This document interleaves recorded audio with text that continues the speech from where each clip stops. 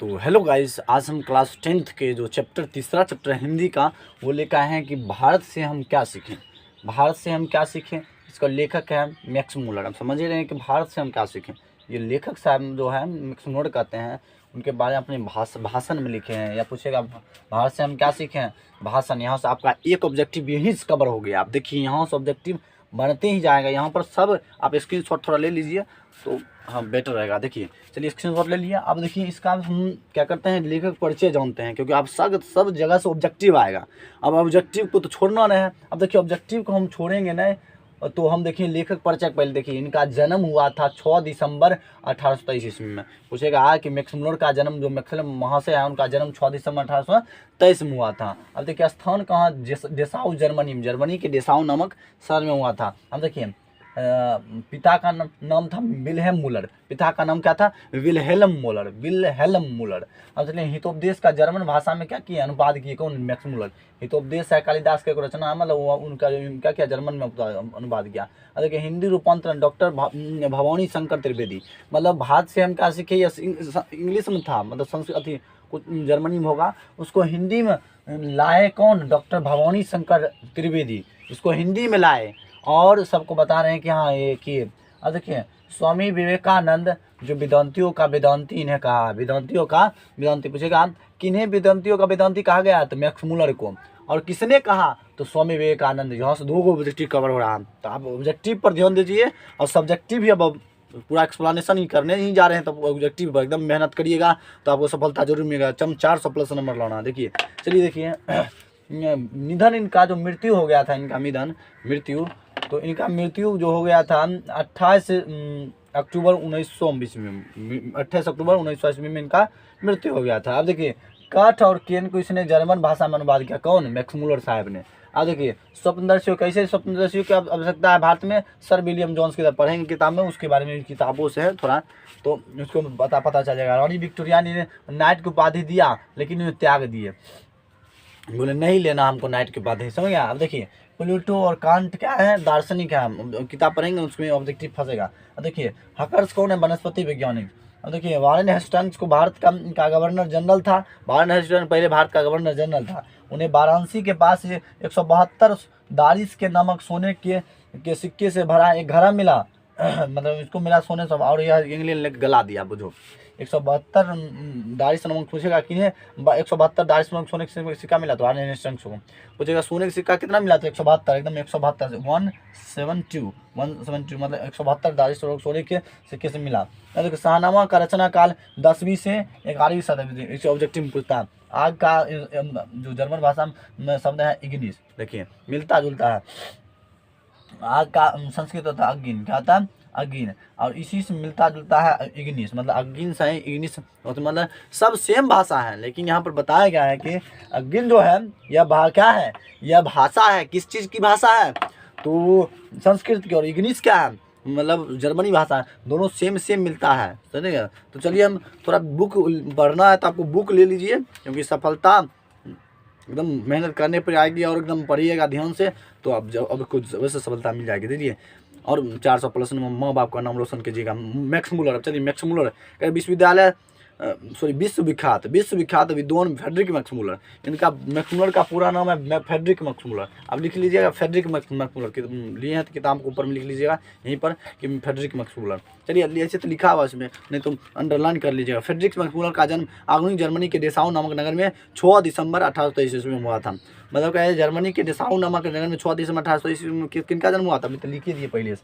अब क्या है कि जब मैक्स मुलर 4 वर्ष के थे, उनके पिता विल्हेम मुलर नहीं रहे, मतलब 4 वर्ष में थे, उनका पिता मृत्यु हो गया। चलिए पिता के निधन के बाद उनके परिवार की आर्थिक स्थिति बहुत ही दयनीय हो गई है, और पिता की मृत्यु के बाद जो घर की जो आर्थिक स्थिति है बहुत ही दयनीय होगी, मतलब खर्चा वर्चा इतना है। फिर भी मैक्स मुलर की शिक्षा दिशा बाधित नहीं, शिक्षा दिशा मतलब एकदम खूब पढ़ने लगे, कोई भी बाधा उधा नहीं हुआ। अब देखिए कह रहा है कि कोई भी बाधा उधा नहीं हुआ, और कह रहे हैं कि पिता के निधन के बाद उनके परिवार की आर्थिक स्थिति बहुत ही दयनीय हो गई और फिर भी मैक्स मुलर किसी शादी बाधित नहीं हुई और बचपन से ही वह संगीत के अतिरिक्त ग्रीक और लैटिन भाषा में निपुण हो गए। मतलब बचपन ही में से ग्रीक और लैटिन भाषा में निपुण हो गए, सब कुछ बोलिए और थे। और लैटिन में वो कविताएं भी लिखने लगे थे और कविता भी लिखने लगे थे लैटिन में। अब हम कह रहे हैं 18 वर्ष की उम्र में लिप्सिंग विश्वविद्यालय में उन्होंने संस्कृत का अध्ययन प्रारंभ किया। मतलब 18 वर्ष की उम्र में लिप्सिंग विश्वविद्यालय में उन्होंने संस्कृत का क्या किया, अध्ययन प्रारंभ किया। उन्होंने हितोपदेश का जर्मन भाषा में अनुवाद कर प्रकाशित करवाया। मतलब कह रहे हैं कि उन्होंने हितोपदेश का जर्मन भाषा में रूपांतरित करवाया। क्या किया? तो हितोपदेश का क्या किया, मुझे यहाँ दिए हुए थे हितोपदेश का जर्मन भाषा में, यहाँ पर जर्मन भाषा में क्या किया, मैक्स मुलर ने रूपांतरित किया, प्रकाशित किया। इस समय उन्होंने कठ केन आदि उपनिषदों का जर्मन भाषा में अनुवाद करवाया। जैसे मेघदूत का जर्मन पदानुवाद, मेघदूत का भी जर्मन लिख लीजिएगा, मेघदूत का। तो ये जो क्या कहते हैं, कठ केन ने पढ़े थे, कठोपनिषद, कठ केन उपनिषद है। कठोपनिषद संस्कृत में पढ़े होंगे कि जो मतलब आत्मा के बारे में बताया गया था कठोपनिषद में। छोड़िए आप उतना नहीं जाएंगे, पहले हम हिंदी का कवर करें, हिंदी कवर करें, लेकिन संस्कृत भी एकदम याद करिएगा। चलिए हम संस्कृत का वीडियो डाल दिए हैं, नहीं देखे हैं तो हम चैनल पर जाकर देख सकते हैं। देखिए अगर मैक्स मुलर तो उन थोड़े से पश्चात विद्वानों में अग्रणी माने जाते हैं। उन्होंने वैदिक तत्व ज्ञान को मानव सभ्यता का मूल स्रोत बना है। स्वामी विवेकानंद ने उन्हें वेदांतियों का वेदांती कहा है। स्वामी विवेकानंद ने उन्हें वेदांतियों का भी वेदांती कहा है। उनका भारत के प्रति अनुराग जग जाहिर है। उन्होंने भारतवासियों के पूर्वजों के चिंतन राशि के यथार्थ रूप में लोगों के सामने प्रकट किया। उनके प्रकांड पांडित्य से प्रभावित होकर सम्राज्ञी विक्टोरिया, मतलब रानी विक्टोरिया ने 1868 ईस्वी में उन्हें अपने ऑसबोर्न प्रसाद में ऋग्वेद और तथा संस्कृत के साथ यूरोपीय भाषाओं की तुलना आदि विषयों का विख्यात देने के लिए आमंत्रित किया। मतलब उसको भाषण देने के लिए बुलाया। उस भाषण को सुनकर विक्टोरिया इतनी प्रभावित हुई कि उन्हें नाइट की उपाधि प्रदान कर दी, किंतु उन्हें यह पदवी अत्यंत तुच्छ लगी और उन्होंने इसे अस्वीकार कर लिया, मतलब लेवे नहीं किया, मतलब लिया नहीं। अगर भारत भक्त संस्कृतानु एवं वेदों के प्रति अगाध आस्था रखने वाले फ्रेडरिक मैक्स मुलर का 28 अक्टूबर 1900 में निधन हो गया। पूरा विश्व विख्यात जो फ्रेडरिक मैक्स मुलर है, 28 अक्टूबर 1900 में इनका मृत्यु हो गया, निधन हो गया। चलिए ऑब्जेक्टिव पूछेगा कि मैक्स मुलर का जन्म मृत्यु कब हुआ, तो 28 अक्टूबर 1900 में। एकदम मारिए, कोई नहीं छोड़ना एकदम, और सब्जेक्टिव ये कवर हो जाएगा। समझ जाइएगा एक्सप्लेनेशन ये किताब का, समझ गए तो सब्जेक्टिव का तो आप एकदम ये डुला कर रख दीजिएगा। चलिए कह रहे हैं कि प्रस्तुत आलेख वस्तुतः भारतीय सिविल सेवाएं हेतु चयनित युवा अंग्रेजी अधिकारियों के आगमन के अवसर पर संबोधित भाषणों की श्रृंखला की एक कड़ी है और प्रथम भाषण का यह अविकल रूप से संक्षिप्त एवं संपादित अंश है, जिसका भाषांतर डॉक्टर भवानी शंकर त्रिवेदी ने किया था। भवानी शंकर त्रिवेदी हिंदी भाषा में रूपांतरित किया बताए थे।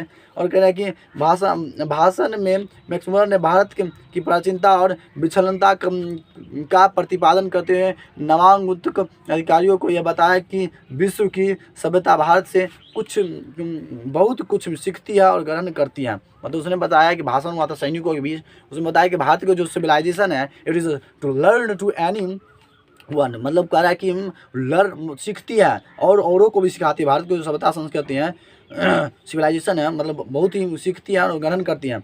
इस उनके लिए भी यह एक सौभाग्यपूर्ण अवसर है कि वे विलक्षणता देश और उसकी सभ्यता संस्कृति की बहुत ही सीख जान सकते हैं।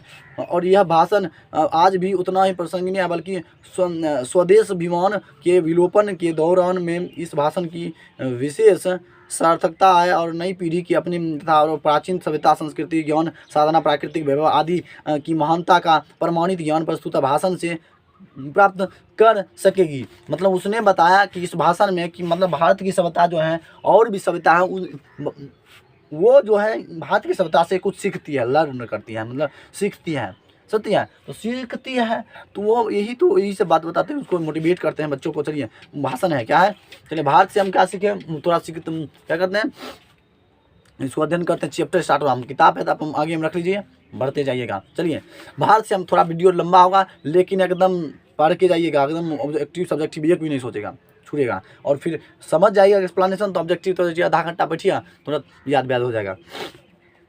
हम तो कह रहे हैं भारत से हम क्या सीखें, क्या कह रहे हैं कि भारत से हम क्या सीखें। सर्वविध संपदा और प्राकृतिक सौंदर्य से परिपूर्ण कौन सा देश है, मतलब कह रहे हैं सर्वविध प्राकृतिक सौंदर्य से भरपूर कौन देश आता? भारत नहीं होगा। तो यदि आप मुझे इस भूमंडल का अवलोकन करने के लिए कहें तो बताऊंगा कि वह देश भारत है। वह देश क्या है? यह भारत है। वह बोल रहे हैं भाषण में कि सर्वोदय संपदाओं से, प्राकृतिक छटाओं से परिपूर्ण वह, तो आप मुझे वह पूछेंगे तो मैं बताऊंगा कौन? भारत। भारत जहाँ भूतल पर ही स्वर्ग की छटा बिखर रही है, मतलब भारत पर ही स्वर्ग की छटा बिखर रही है। यदि आप यह जानना चाहें कि मानव मस्तिष्क की उत्कृष्टतम उपलब्धियों का सर्वप्रथम साक्षात्कार किस देश ने किया है? मानव उपलब्धि को जो सर्वप्रथम सबसे पहले साक्षात्कार किया, जो भी कुछ सीखा या कुछ भी, अभी देखते हैं अमेरिका क्या करता है, भारत से ही सीख कर रामायण में उससे क्या करता है, बना लेता है हेलीकॉप्टर, बहुत सारा विमान बना लेता है। तो क्या किससे सीख रहा है? भारत से ही सीख रहा है। लेकिन अब क्या हो रहा है, भारत के जो युवा है वो सब लड़की लड़का के पीछे में भागा हुआ था, जानिए नहीं आजकल। तो वो कुछ नया चीज़, टेक्निकल चीज़ नहीं बोलते हैं। आप देखिए चाइना में जाइए या अमेरिका में जाइए तो देखिए एक बच्चा टेक्निकल सब कुछ आगे रहता है, तुरंत सब कुछ बना देगा। चलिए, तो वही कह कि यदि आप जानना चाहें कि मानव मस्तिष्क की उत्कृष्टतम उपलब्धियों का सर्वप्रथम साक्षात्कार किस देश ने किया है, तो उसने जीवन की सबसे बड़ी समस्याओं का विचार उनमें से कईयों के ऐसे समाधान ढूंढ निकाले हैं। प्लेटो और कांट दार्शनिक का अध्ययन करने वाले हम यूरोपियन लोगों के लिए भी वे मनन के योग्य हैं। मतलब प्लेटो कांट जो है दार्शनिक थे, वह मतलब अध्ययन किए तो मतलब हमारे लिए क्या है, योग्य पूर्ण है कि हमारे देश से थे। यहाँ समझ गया? तो मैं यह भारत की ही नाम लूँगा। और यदि यूनानी, रोमन और सेमेटिक जाति यहूदियों की विचारधारा में ही सदा अवगाहन करने वाले रहने वाले यूरोपियों को ऐसा कौन सा साहित्य पढ़ना चाहिए जिससे हमारे जीवन का परिपूर्ण, अधिक सर्वांगीण और अधिक विश्वव्यापी। कह रहा है कि मैं पूछूंगा तो जितना भी यहूदी क्रीम दिमाग वाला, यहूदी जब बताते हैं यहूदी कौन है, अमेरिका में जो रहने वाले क्रीम दिमाग वाला व्यक्ति है, जिसके पास ज़्यादा नॉलेज रहता है। तो यहूद बहुत सारा, मैं जब फ्रांस में भी यहूदी रहता है तो यहूदी जो है क्रीम दिमाग वाला। तो वही कह यहूदी भी जितना भी विचारधारा लेता है, सीखता है, वह सब सीखता है भारत से ज़्यादा। अब देखिए वो कह रहा है कि चाहिए और हमारे जीवन का अंतरम परिपूर्ण अधिकतम सर्वांगीण विकास तो बताइए विश्वव्यापी। तो सर्वांगीण कह रहा है कि संपूर्णतया मानवीय बन जाए और यह जीवन ही क्यों, अगला जन्म तथा शाश्वत जीवन भी सुधर जाए। तो मैं एक बार फिर भारत का ही नाम लूँगा। जो लोग आजकल के भारत में घूमकर आए हैं उन लोगों को अधिकतर भारत के कलकत्ता, बम्बई, मद्रास ऐसे दूसरे शहरों का ही याद है, क्योंकि मेरा अधिकतर ध्यान सच्चे अर्थों में भारत के नागरिक ग्रामवासियों की ओर ही रहा है, क्योंकि सच्चे भारत के दर्शन वही हो सकते हैं। मतलब ग्रामवासी पूछेगा सच्चे भारत का दर्शन कहाँ होता है? ग्राम में, गाँव में सच्चे भारत का निवास होता है। मतलब सच्ची जो भारत माता है गाँव में रहती है, मतलब गाँव शहर में उतना नहीं रहती है जितना शहर में रहती है। तो भारत माता कहाँ निवास करती हैं? तो ग्राम में, याद रखें, गाँव में। चलिए, तो 2-3 हज़ार वर्ष पुराना ही क्यों, 2-3 हज़ार वर्ष पुराना है क्यों? आज भारत भी ऐसे अनेक समस्याओं से भरपूर है जिसका समाधान 19वीं शताब्दी के हम यूरोपीय लोगों के लिए उतना वांछनीय है। मतलब अब इतना भी आविष्कारनीय हो गया है कि हमारे यूरोपवासियों के लिए उतना खोजना असंभव है। केवल हमारे पास उस भारत की उनको पहचान सकने वाली दृष्टि की आवश्यकता है। मतलब हमारे पास भारत को पहचान सकने वाली दृष्टि नहीं है, नहीं तो भारत भी कोई कम नहीं है। अब देखिए बताइए, और यदि आपकी अभिरुचि की पैठ किसी विशेष क्षेत्र में है तो उसके विकास को और पोषण के लिए आपको भारत में पर्याप्त अवसर मिलेगा। यदि आपने उन बड़ी बड़ी समस्याओं में रुचि ली हो जिसके बारे में अपने से यहाँ के श्रेष्ठतम विचारक सोच विचार क्या करते हैं, तो आपको अपने भारत प्रवास को ज्ञान विज्ञान के क्षेत्र में निर्वासन समझ लेने की कोई आवश्यकता नहीं। यदि आप भूविज्ञान में रुचि रखते हैं तो हिमालय से श्रीलंका तक का विशाल भूप्रदेश आपकी प्रतीक्षा कर रही है। हिमालय से जो पूरा विशाल है वो हमारे से सब। यदि आप वनस्पति जगत में विचार चाहते हैं तो भारत एक ऐसी फुलवारी है जो हकर्स और जैसे अनेक वनस्पति वैज्ञानिक अनायन की ओर से उत्कृष्ट कर रहे हैं। हकर्स जैसे हकर्स कौन है? वनस्पति वैज्ञानिक, आप बता दिए थे पहले से। तो ये ऑब्जेक्टिव सबका यहाँ लिख दिए हैं, 10-20 ज़्यादा ऑब्जेक्टिव मिल जाएगा आपको। ऑब्जेक्टिव चलिए सब्जेक्टिव भी मिल जाएगा। यदि आपकी रुचि पूछेगा आपको भारत भाषा कहाँ निवास करते थे, ग्राम आपको पूछेगा भारत भाषा कहाँ निवास करते बताओ, उसको लिख कीजिए। तब जो सब्जेक्टिव में क्वेश्चन ये आ सकता है, तो आपको कैसे बनाएगा कि भारत भाषा ग्राम में निवास करते हैं, यहाँ पर मेहनत कश मजदूरी बहुत सारा अपने मत से। यदि आपकी रुचि जीव जंतुओं के अध्ययन में है तो आपका ध्यान श्री हेकल की ओर आवश्यक होगा, जो इन दिनों भारत के कालांतरों की छावीन के साथ ही भारतीय समुद्र तट से मोती बीन रहे हैं। भारत का यह निवास काल उनके जीवन के सबसे सुनहरे सपने की साकारता जैसा है। यदि आप निर्वंश विद्या में अभिरुचि रखते हैं तो भारत आपको एक जीता जागता संग्रहालय ही लगेगा। आप निर्वंश विद्या से यहाँ सीखना चाहते हैं तो भारत जो है संग्रहालय मतलब जीता जागता मूर्त है, जीता जागता संग्रहालय है। यदि आप पुरातत्व प्रेमी हैं और यदि आपने यहाँ रहते हुए पुरातत्व के उत्खनन के द्वारा एक प्राचीन चाकू या चकमक या किसी प्राणी का कोई भाग ढूंढ निकालने के आनंद का अनुभव क्या हो तो आपको जनरल कनिंघम की भारतीय पुरातत्व सर्वेक्षण की वार्षिक रिपोर्ट पढ़ लेनी चाहिए। मतलब जो जनरल कनिंघम है उनका जो वार्षिक जो पढ़ लीजिए, उससे पता चल जाए कि भारत का इतिहास कैसा है, उसका मतलब क्या उत्खनन का, उसका पुरातत्व क्या आर्कियोलॉजिकल सोर्स है, वो तब पता चल जाएगा कि भारत का क्या इतिहास कितना बड़ा है और भारत कितना महान है। और तब भारत के बौद्ध सम्राटों के द्वारा निर्मित नालंदा जैसे विश्वविद्यालय अथवा बिहारों के स्वभाव जैसे खोद निकालने के लिए आपका फावड़ा आतुर हो उठेगा। मतलब जैसे वहाँ पर जहाँ मतलब नालंदा विश्वविद्यालय वहाँ पर दूर दूर से विद्यार्थी जो पढ़ने आते थे उसका भी पढ़ लेना चाहिए आपको, तो पता चल जाए कि भारत का जो इतिहास है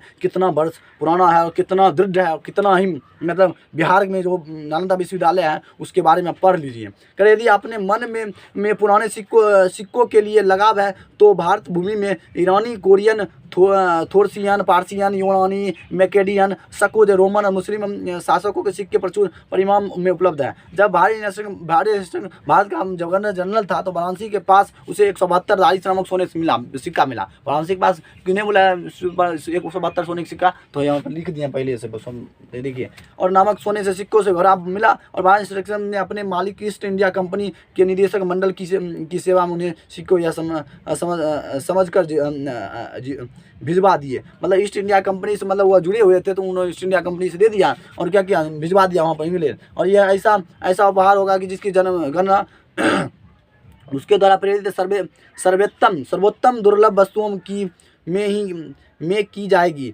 और इस प्रकार वह स्वयं अपने मालिकों की दृष्टि से एक महान उदार व्यक्ति प्रमाणित कर देगा। किंतु ये उन दुर्लभ प्राचीन स्वर्ण मुद्राओं की यही नियति थी कि कंपनी के निदेशक उनका ऐतिहासिक महत्व समझ ना पाए और उन्होंने उन मुद्राओं को गला डाला। और उन मुद्राओं को क्या गला डाला बताइए, ले गया गला डाला, पूरा खा पी को सुहा कर दिया, गला डाला मुद्रा को, बताइए। और जब बारी नेस्टंग से इंग्लैंड लौटे तो वो स्वर्ण मुद्रा नष्ट हो चुकी थी। जब अब यह आप लोगों पर निर्भर करता है कि आप ऐसी दुर्भावनाओं घटनाओं भविष्य में कभी ना होने दें। आप पर निर्भर करता है, आप युवा हैं। मतलब कह रहा है कि दैवत विज्ञान पर भारत के प्राचीन वैदिक दैवत विज्ञान के कारण जो नया प्रकाश पड़ा है उसके फलस्वरूप संपूर्ण दैवत विज्ञान को नया स्वरूप प्राप्त हो गया है। और किंतु बावजूद इसके कि सच्चे देवत विज्ञान की एक आधारशिला रखी जा चुकी है और इस विज्ञान की व्यापक रूपरेखाएं अभी निर्मित होनी है और यह कार्य जितने सही ढंग से भारत में हो सकता है अन्यत्र कहीं नहीं।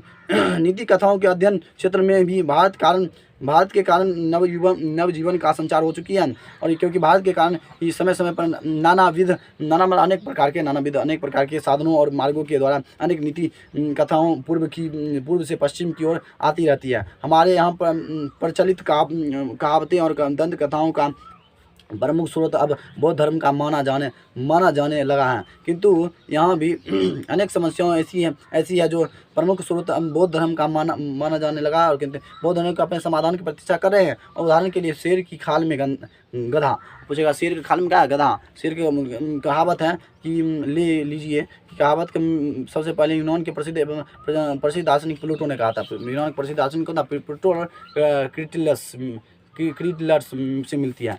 तो क्या यह कहावत पूर्व से उधार ली गई थी और इसी कारण हम न्यूलो मतलब पूछेगा कि प्रसिद्ध दार्शनिक कौन था? दार्शनिक प्लूटो और क्रिस्टियन। प्लूटो वाला हम लिख दिए थे, प्लूटो और काउंट और के बाद क्रिस्टियन भी मैंने छोड़ दिया तो लिख लीजिएगा। तो क्या यह कहावत पूर्व से उधार ली गई थी और इस प्रकार हम न्यूलो या चूहे से संबद्ध उस नीति कथा को भी ले सकते हैं। नीति कथा मतलब मोरल मोरल स्टोरी मतलब नैतिक विचार, एकदम विचारधारा, जैसे कि मतलब बाप दादा परदादा को मतलब उससे होता था, संस्कार होता था, कल्चरल होता था, उसी के बारे में। जैसे एप्रोडाइट ने एक सुंदरी के रूप में परिवर्तित कर दिया था, किंतु जो एक चूहे को देखते देखते हैं तत्काल उसकी और आकृष्ट हो गई थी। यह भी संस्कृत की एक कथा के सर्वांश में मिलती जुलती एक कहानी है, किंतु प्रश्न यह उपस्थित होता है कि ये कहानी यूनान में कैसे पहुंची और वहाँ ईसा पूर्व चौथी सदी में ही स्ट्रेटिस की कहानियों में स्थान कैसे पा गई। इस क्षेत्र में भी अभी बहुत काम करना होगा कि अनेक दंत कथाओं में आश्चर्यजनक अनुरूपताएं मिलेगी। यद्यपि अभी यह निश्चित रूप से नहीं कहा जा सकता है कि ये दंत कथाएं पूर्व से ही पश्चिम को अथवा पश्चिम से पूर्व को हो गई हो, तथापि यह संदिग्ध रूप से प्रमाणित हो चुका है कि यह पता नहीं है कि मतलब और क्या है कि सोलोमन के समय में ही भारत, सीरिया और फिलिस्तीन के मध्य आवागमन के साधन सुलभ हो चुके थे। कुछ संस्कृत शब्दों के आधार पर यह निर्यात की बात बाइबल में कही गई है कि वस्तुएं भारत की सिवा किसी अन्य देश से नहीं लाई जा सकी, और यह मान लेने का भी कोई कारण नहीं है कि प्रतीत होता है कि भारत तथा फारस की खड़ी और लाल सागर और भूमध्य सागर के बीच व्यापारिक संबंध कभी बिल्कुल ठप हो गया था, और यहाँ तक कि शाहनामा की रचना काल 10वीं 11वीं सदी भारत के साथ यूरोप के व्यापारिक संबंधों में बंद नहीं हुए थे। मतलब मुझे भारत के व्यापार किसके बनता है, खाड़ी और लाल सागर और भूमध्य सागर के बीच में होता था। मतलब लाल सागर ओशियन है, वहाँ पर उससे के बीच में भारत का जो होता था व्यापार संबंध, मतलब व्यापार मतलब मर्चेंट व्यापारी होता था, हम खरीदा व्यापारी, समझ गया। आप में के से थोड़ा गला खराब है थोड़ा, लेकिन आपसे कईयों ने भाषाओं का भी नहीं, भाषा विज्ञान का भी अध्ययन किया होगा, तो आपको क्या भारत से बढ़कर दूसरा कोई देश दिखाई देता है जहाँ केवल 10 शब्दों का नहीं बल्कि व्यापारात्मक शब्दों के विकास और क्षय से संबद्ध भाषा वैज्ञानिक समस्याओं के अध्ययन का महत्वपूर्ण अवसर प्राप्त हो सके। वहाँ आपको आर्य, द्रविड़ और मुंडा जैसे अनेक आदिवासी जातियों को बोलचाल की भाषाओं का भी नहीं, अपितु उनके साथ यूनानी, पूची, यून, अरब, ईरानी और मुगल आक्रमणकारियों का विजेताओं के भाषाओं के सम्मिश्रण की अत्यंत रोचन भाषा वैज्ञानिक समस्याओं के अध्ययन का भी सुयोग प्राप्त हो सकता है। यदि आप विधि शास्त्र का या कानून के विद्यार्थी हैं तो आपको विधि संहिताओं के एक ऐसे इतिहास की जांच पड़ताल का अवसर मिलेगा जो यूनान, रोम या जर्मनी के ज्ञान विधि शास्त्रों के इतिहास से सर्वथा विभिन्न होते हुए भी इसके साथ समानताओं के विभिन्नताओं के कारण विविध शास्त्र के किसी भी विद्यार्थियों के लिए उपयोगी सिद्ध हो सकता है। क्या उदाहरण के लिए हम धर्मसूत्रों और समचारिक सूत्रों से ही ले सकते हैं। धर्मसूत्र मानव शास्त्र के परिवर्तित विधि ग्रंथों का आधारभूत सामग्री उपलब्ध कराते हैं। यदि आप लोगों को अत्यंत सरल राजनीतिक इकाइयों के निर्माण और विकास के संबंध प्राचीन युग के कानून के पुरातन रूपों के बारे में इधर जो अनुसंधान हुए हैं उनके महत्व और वैशिष्ट की परख कर सकने की क्षमता प्राप्त करती है, तो आपको इसके लिए भारत की ग्राम पंचायतों के रूप में इसके प्रत्यक्ष दर्शनों का सहयोग अनायास ही मिल जाएगी। भारत में प्राचीन स्थानीय शासन प्रणाली का या पंचायत प्रथा को समझने और समझाने का बहुत बड़ा क्षेत्र विद्यमान है। तो भारत में क्षेत्र धर्म के वास्तविक उद्भव उसके प्राकृतिक विकास तथा उसके अपरिहार्य क्षयमान रूप का प्रत्यक्ष परिचय मिल सकता है। भारत ब्राह्मण या वैदिक धर्म की भूमि है और बौद्ध धर्म की एक जन्मभूमि है, और पारसियों के जरथुरुस धर्म की एक शरण स्थली है। आज भी यहाँ नित्य नए मतांतर प्रकट व विकसित होते रहते हैं। भारत में आपको सर्वत्र अत्यंत प्राचीन और सुदूर भविष्य के बीच खड़ा पाएंगे। वहाँ आपको ऐसे शुभ अवसर जो भी मिल सकेगा जो कि जो भी पुरातन विज्ञान विश्व में ही सुलभ हो सकते हैं, सुलभ हो सकते हैं, तो आज आप ही किसी ज्वलंत समस्याओं को ले लेनी चाहिए। वह समस्या चाहे लोकप्रिय शिक्षा से संबंध हो या उच्च शिक्षा से, चाहे संसद से प्रतिनिधित्व की बात हो तथा कानून से बनाने की बात हो, चाहे प्रवास संबंधित कानून हो अथवा अन्य कोई कानून मसला सीखने या सिखाने योग्य कोई बात क्यों ना हो। भारत के रूप में आपको ऐसी प्रयोगशाला मिलेंगी जैसे विश्व में अन्यत्र कहीं नहीं मिल सकता। भारत में ऐसी प्रयोगशाला बोल रहे हैं, ऐसी प्रयोगशाला मिल जाएंगे जो विश्व में कहीं नहीं मिलेगा आपको। और कह रहा है कि संस्कृत भाषा के द्वारा आपको चिंतन की ऐसी गंभीर धाराओं में अवगाहन का अवसर मिलेगा जो अभी तक आपके लिए ज्ञात भी। यहाँ आपको मानव हृदय की गहनता और सहानुभूति और सदाशयता और को जगने वाले पाठ भी प्रचुर परिणाम में पढ़ने को मिल सकते हैं। मानव मस्तिष्क के इतिहास के उस अध्ययन में, या यूं कहें कि हमारे अपने स्वरूप के अध्ययन में, अपने सच्चे आत्म रूप की पहचान में भारत का स्थान किसी भी देश के बाद दूसरे नंबर पर नहीं रखा जा सकता है। और कह रहे हैं मानव मस्तिष्क के चाहे किसी भी क्षेत्र को आप अपने विशिष्ट अध्ययन का विषयों क्यों ना बना ले, चाहे वह भाषा का क्षेत्र हो या धर्म का, दैव विज्ञान का हो या दर्शन का, चाहे विधि शास्त्र का, कानून का हो अथवा रीति रिवाजों का, परंपराओं का, प्राचीन कला का, शिल्प का हो अथवा पुरातन विज्ञान का। इसमें से प्रत्येक क्षेत्र में विचरण करने के लिए भले ही आप चाहे या ना चाहे आपको भारत की शरण लेनी ही पड़ेगी, आपको भारत की शरण लेनी ही पड़ेगी। बहुत सारे देखेंगे ब्लॉगर वीडियो देखते होंगे फेसबुक पर, तो बहुत सारे जो अमेरिका के लोग वीडियो यहाँ बनाने आते हैं मतलब भारत के जो कुछ सभ्यता है उसके दिखाना चाहते हैं कि किसका सिविलाइजेशन है, किस तरह से क्या लोग क्या कैसे रहते हैं। क्योंकि मानव इतिहास से संबंध अत्यंत बहुमूल्य और अत्यंत उपादेश प्रमाणित सामग्री का एक बहुत बड़ा भाग भारत और केवल भारत में ही संचित है। यदि आप भारत के इतिहास के किसी एक अध्याय का भी समन्वय अध्ययन व्याख्या विवेचन कर ले तो आप पाएंगे कि हमारे स्कूलों और कॉलेजों में पढ़ाए जाने वाले इतिहासों के सब अध्ययन मिलकर एक क्षण के लिए भी उसकी बराबरी नहीं कर सकते हैं। मैं अभी आज के भारतीय साहित्य की चर्चा नहीं चाहूँगा किंतु भारत की उस अत्यधिक प्राचीन भाषा की चर्चा करूँगा जिसका नाम है संस्कृत। मतलब प्राचीन भाषा करें कि मैं आज पुराने भाषा, भारत को जो सबसे प्राचीन भाषा है संस्कृत। अब आप पूछेंगे कि संस्कृत में ऐसी क्या बात है, आप पूछेंगे संस्कृत में आपको ऐसी क्या बात है कि जिस कारण हम उस पर इतना ध्यान दें, और ऐतिहासिक दृष्टिकोण से संस्कृत सही क्यों है।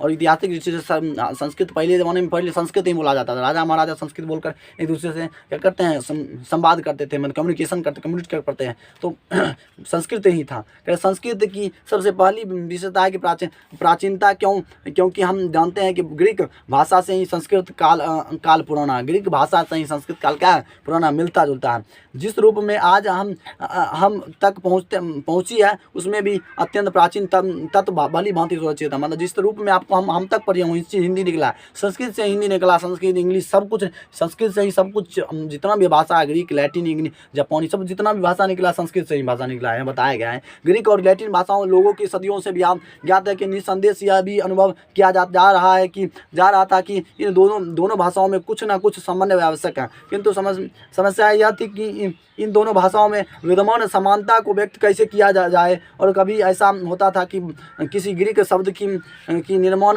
प्रक्रिया में लैटिन की कुंजी मान लिया जाता था, और कभी किसी लैटिन भाषा के रहस्य खोलने के लिए ग्रीक का सहारा लेना पड़ता था, कभी संस्कृत का सहारा लेना पड़ता था, कभी ग्रीक का सहारा लेना पड़ता, दोनों का सहारा लेना पड़ता था। यहाँ बताया गया है। और पूरा वीडियो को लास्ट तक देखिए क्योंकि ऑब्जेक्टिव, क्योंकि आपका बढ़िया नंबर लाना, तो पूरा सब कुछ एक्सप्लेनेशन करके हम देंगे और पूरा एकदम समझा के देंगे। तो आपको पूरा एकदम पढ़ना पड़ेगा बढ़िया से, तो बजाय नंबर ना लाना और एकदम उसके बाद और ज्ञान भी, नॉलेज भी लेना था, साथ ही साथ नॉलेज एकदम परफेक्ट देखिए।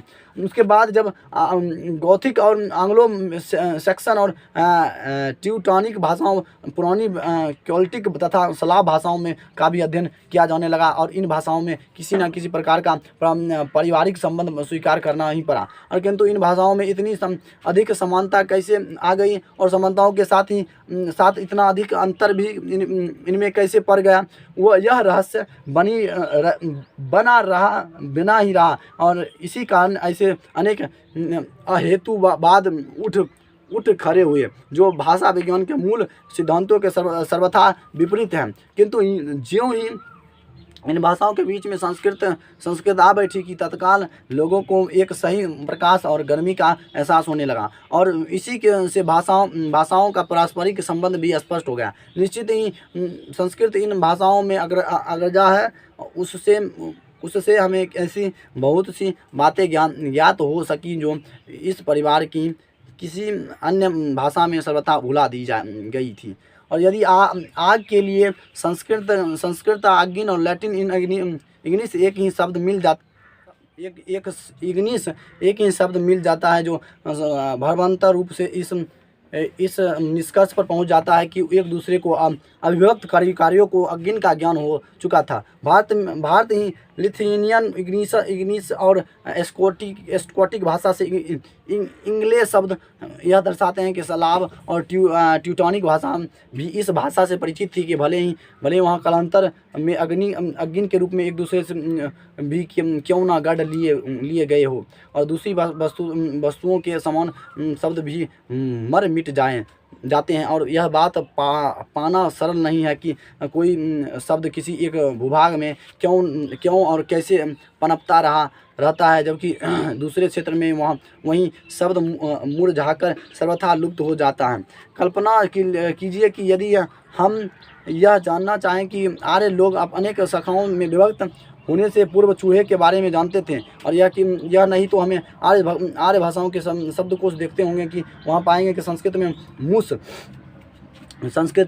ग्रीक में मूस, लैटिन में मूस, और पुरानी स्लाविक भाषा में माइस, और पुरानी उच्च मतलब सब में मूस है मूस। उसके बाद माइस भी, और पुरानी स्लाविक भाषा माइस, और उच्च जर्मन मूस कहते हैं। और इससे हम यह निष्कर्ष पर पहुंच सकते हैं कि उस प्राचीन युग में जिसकी गणना हम अपने नहीं अपितु भारत के तिथि क्रम के आधार पर ही कर सकते हैं, तो चूहा ज्ञात था कि उसका मूस नाम भी रख दिया जाए तो था, ताकि किसी अन्य कीट पतंग के साथ इसकी पहचान में कहीं कोई घपला ना हो जाए। इस प्रकार पुराने पत्थरों या कांच के टुकड़ों को जोड़कर बनाए गए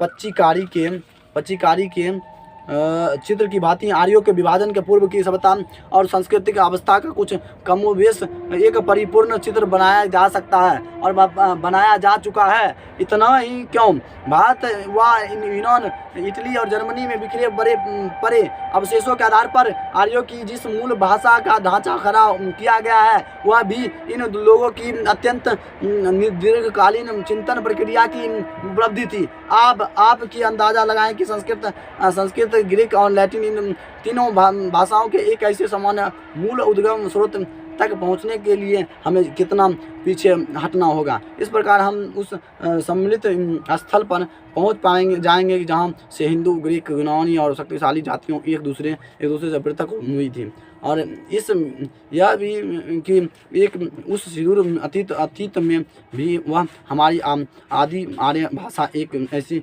चट्टान के रूप में दिखाई देती है जो चिंतन परंपरा के प्रभाव के उतार चढ़ाव से घिस मंझकर चिकनी और स्पष्ट हो चुकी थी, और हमें उस भाषा में प्रकृति और प्रत्यय के योग से बनी हुई असीम ग्रीक अजीम जैसे यौगिक क्रियाएं मिलती है। मैं हूँ जैसे भाव को व्यक्त करने के लिए भला किन्हीं दूसरी भाषाओं में असीम जैसे सूक्ष्म और उपयुक्त शब्द कहाँ मिल पाएगा। उन भाषाओं में खड़ा होता हूँ और या ठहरता हूँ, मैं जीता हूँ और मैं उगता हूँ, या उत्पन्न होता हूँ, या मैं बदलता हूँ। जैसे क्रिया भले ही मिट जाए, किंतु असीम में यह क्रिया तो केवल आर्य भाषा में ही उपलब्ध हो सकती है। आर्य भाषा भी देखो, आर्य भाषा की भी चर्चा करिए। मैं इसे वास्तविक कार्यों में इतिहास मानता हूँ कि एक ऐसा इतिहास जो राज्यों को दुराचारों अनेक जातियों के अनुकूलताओं अपेक्षा कहीं अधिक ज्ञातव्य और पठनीय है। एक भाषा बोलता एक माँ के दूध पीने से भी बढ़कर एकात्मक का परिचय आता है। एक भाषा बोलना दूध पीने से मतलब कहें माँ के, और भाषा की तुलनात्मक भाषा संस्कृत सारपूर्ण रूप से वही है जो ग्रीक, लैटिन और एंग्लो सैक्सन भाषाएं हैं। यह एक ऐसा पाठ है जिसमें हम भारतीय भाषा और साहित्य के अध्ययन के बिना कभी ना पढ़ पाते हैं। और भारत यदि हमें इस एक ही पाठ के सिवा और कुछ भी ना पढ़ा पाता तो भी हम इससे ही इतना कुछ सीख पाते जितना दूसरी कोई भी भाषा कभी ना सीख पाती। संस्कृत भाषा और उसकी साहित्य याद रहे कि यह साहित्य 3000 से भी अधिक लंबे काल का फैला हुआ और यूनान नाग रोम के परिसंपूर्ण साहित्य से भी कहीं अधिक विशाल है। मुझे उस एक दिन का भी याद है कि जब इतनी गर्मी थी कि किसी काम में मन ही नहीं लग रहा था। तभी एक संध्या कक्षा में हमारे एक मास्टर डॉक्टर क्ली ने बताया कि भारत में एक ऐसी भाषा बोली जाती थी जो ग्रीक और लैटिन के ही क्यों जर्मन और रूसी के भी सर्वथा समान थी। यह सुनकर पहले तो हम लोगों ने सोचा कि मास्टर साहब शायद आज हुक्के मूड में है और कुछ मजाकिया बातें कर रहे हैं, किंतु मास्टर साहब ने तो तत्काल संस्कृत, ग्रीक और लैटिन के संख्यात्मक शब्द, सर्वनाम और समान धातु रूप श्यामपट्ट पर लिख दिखाए। अब तो हमारे सामने ऐसे तथ्य उपस्थित थे जिनके आगे नतमस्तक होना ही पड़ा। अब कहें भारत के बारे में एक प्रकार के सुनिश्चित ज्ञान को मैं अपने व्यापक और इतिहास के ज्ञान के लिए आवश्यक मानता हूँ। भारत के साथ हमारे परिचय के फलस्वरूप आज यूरोप वासियों की धारणाएं बदल चुकी है और बहुत विस्तृत हो चुकी है। मतलब यूरोप और आगे बढ़ गया। यूरोप वासी अमेरिका, फ्रांस और यूरोप जितना भी सब आगे बढ़ गया है।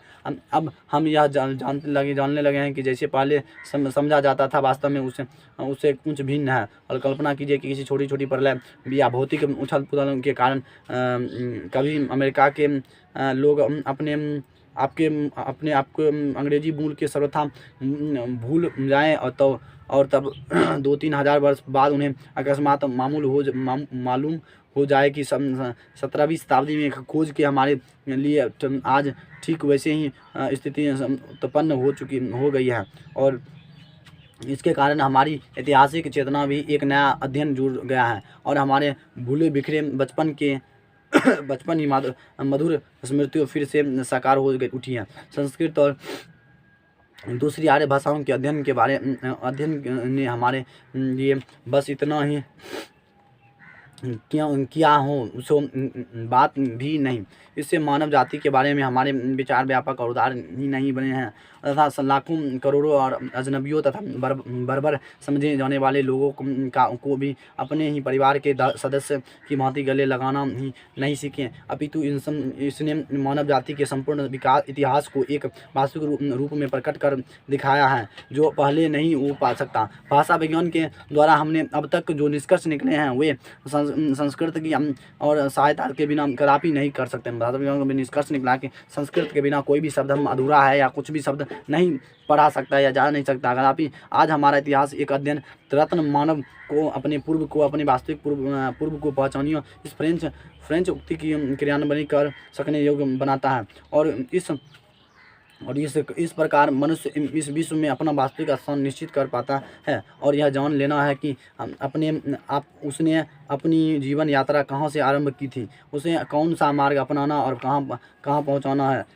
हम सब पूर्व से आए हैं और हमारे जीवन में जो भी कुछ अत्यधिक मूल्यवान है वह हमें पूर्व से मिला है और पूर्व को पहचान लेने से ऐसे प्रत्येक व्यक्ति को जिसने इतिहास की वास्तविक शिक्षा न कुछ लाभ उठाया है और भले ही वह प्राच्य विद्या विशारतर ना भी हो तो भी यह अनुभव आवश्यक होगा कि वह नानाविध समृद्धियों से भरे अपने पुराने घर की ओर जा रहा है।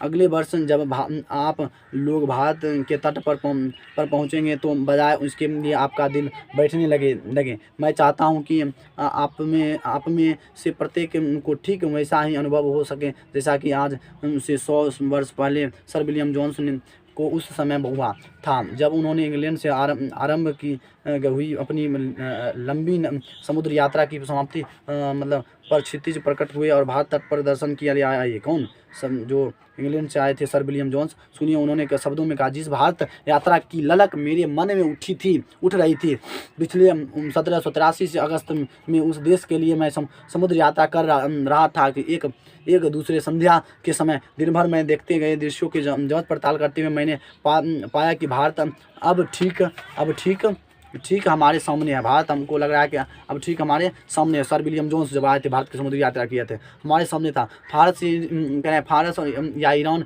हमारे बाईं ओर था और अरब सागर से आती हुई ठंडी हवाएं हमारे जहाज़ के पिछले भाग को टकरा रही थी और एशिया के सुरविभाग क्षेत्रों में चारों ओर से घिरी ऐसी श्रेष्ठ रंगभूमि के माध्य अपने आपको पाकर कुछ ऐसे आनंद अनुभव हुआ वह वस्तुतः अवर्णनीय है। अवर्णनीय मतलब बिना बोलने लायक है। और एशिया की एक यह भूमि नानाविध विज्ञान और धात्री आनंददायक ललित तथा उपयोगी कलाओं की जननी, एक से एक बढ़कर शानदार कल्पनाओं की दृश्य भूमि, मानव जाति प्रतिभा के उत्पादन के लिए अत्यंत उर्वर क्षेत्र तथा धर्म, राज्य सरकारों, कानून और विविध संहिता, रीति रिवाज, परंपराओं और भाषा, लोगों के रंग रूप में आकार प्रकार आदि की दृष्टि से अपनी अत्यधिक विविधता के कारण सदा से सर्वत्र सम्मान की दृष्टि से देखी जाती रही है।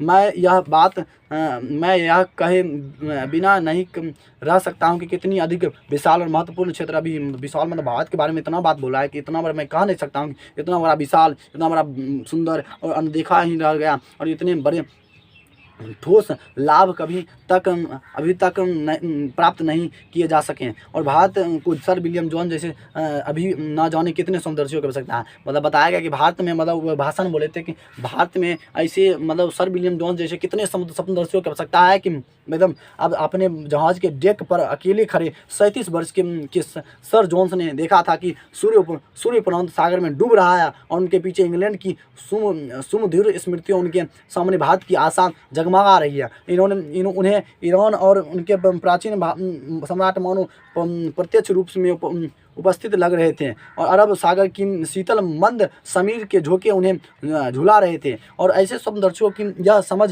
सकते हैं कि अपने सपनों को साकार और अपनी कल्पनाओं को वास्तविकता में परिणत कैसे किया जा सकता है। और जो बात या स्थिति आज से 100 वर्ष पहले थी, आज भी वैसे ही है, या यूं कहें कि आज भी वैसे ही हो सकती है। यदि आप लोग चाहे तो भारत के बारे में वैसे ही सुनहरे सपने देख सकते हैं और भारत पहुंचने के बाद यह बढ़कर शानदार काम भी कर सकते हैं। और आप लोग विश्वास रखें कि यद्यपि सर विलियम जोन्स ने कलकत्ता पहुँचने के बाद अब तक प्राच्य देशों के इतिहास और साहित्य के क्षेत्र में एक से बढ़कर एक शानदार बड़ी अनेक विजयों प्राप्त की है, तथापि किसी भी सिकंदर को एक सोचकर निराश नहीं हो जाना चाहिए कि गंगा और सिंध के पुराने मैदानों में उनके विजय करने को कुछ भी शेष नहीं है। तो यह था पूरा एक्सप्लेनेशन चैप्टर का। क्या ऐसा लगा वीडियो को नीचे कमेंट्स में लिखिएगा और लाइक चैनल सब्सक्राइब कीजिएगा। तो एकदम मेहनत करना हो तो जम के मेहनत कीजिएगा, क्योंकि सफलता ऐसे करो कि कोहराम मचा दे। कम इतना मेहनत कीजिएगा, टॉप कर जाइएगा एग्जाम में, और टॉप कीजिएगा तो अपने माँ बाप का रोशन कीजिएगा, एकदम इतना पढ़िए कि हिला दीजिए। चलिए ऐसे ही कहेंगे, मेहनत करते रहिए। वीडियो के साथ लाइक शेयर सब्सक्राइब।